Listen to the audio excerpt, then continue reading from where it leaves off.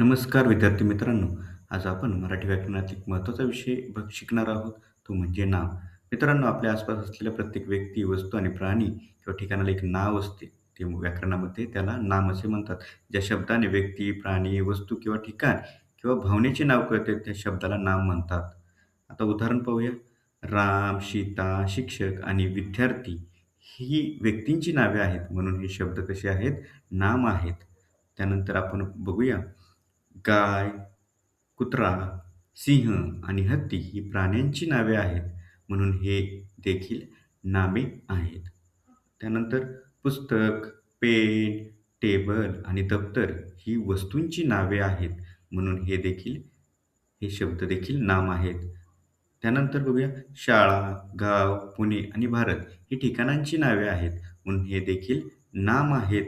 आता यानंतर बघूया आपण काही नाम भावना किंवा गुण दर्शवतात. उदाहरणार्थ आनंद, प्रेम, राग आणि दया, म्हणून ही देखील नाम आहेत. म्हणून लक्षात ठेवा, ज्या शब्दाने व्यक्ती किंवा प्राणी, वस्तू, ठिकाण किंवा भावनेचे नाव कळते त्या शब्दाला नाम म्हणतात. आता छोटासा एक सराव करूया. खालील शब्दापैकी नाम कोणते आहे ते ओळखा.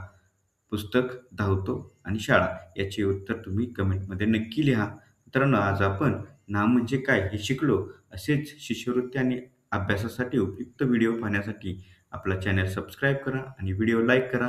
धन्यवाद.